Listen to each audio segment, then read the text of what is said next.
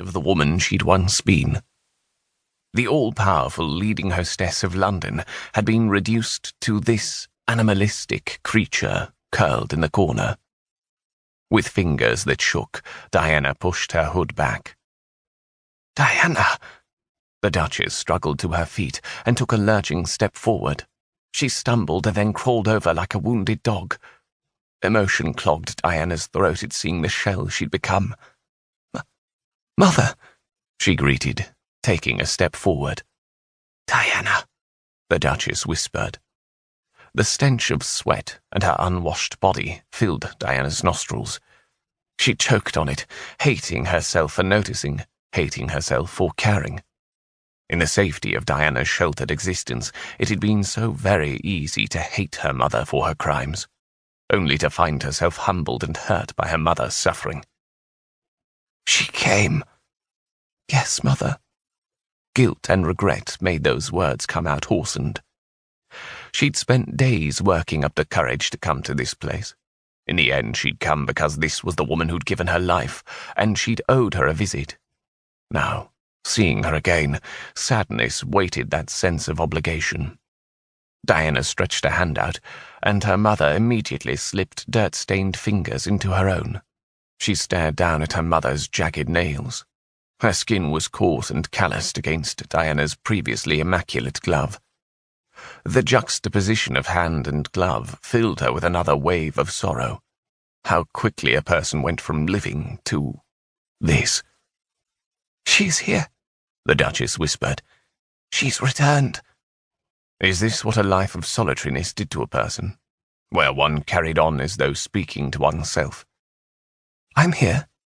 Diana gave her hand a slight squeeze. "I'm sorry I did not come soon." "Are you a duchess?" her mother entreated, releasing Diana's hands. She grabbed her daughter. "Tell me you're a duchess." Ragged nails bit painfully through the fabric and into Diana's arms.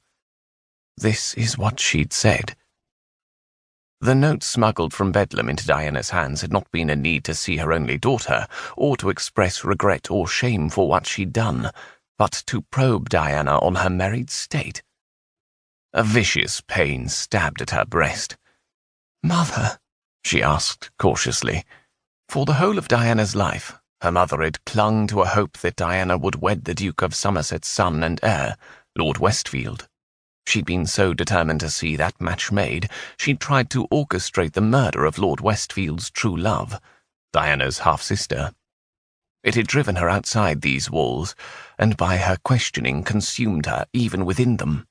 "Lord Westfield," her mother said, with an eerie normality to her tone at odds with her vacant eyes. "Mother," Diana said slowly, "remember, Lord Westfield married Helena. Please show remorse.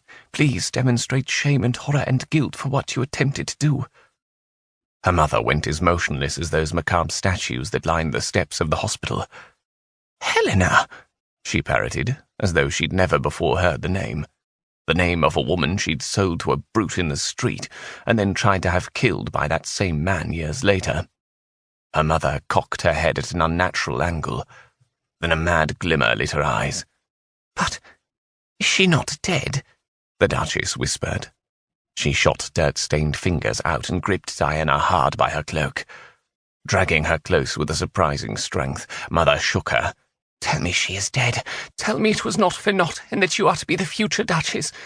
Then it will be all right. A debt paid." Her stomach roiling with nausea, Diana wrenched away from the madwoman who'd given birth to her.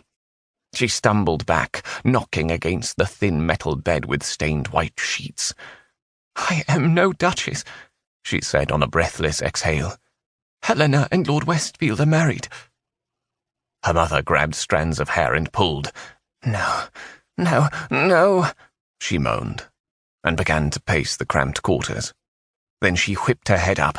The seas of her hatred and madness glimmered in her eyes. "Payment is due.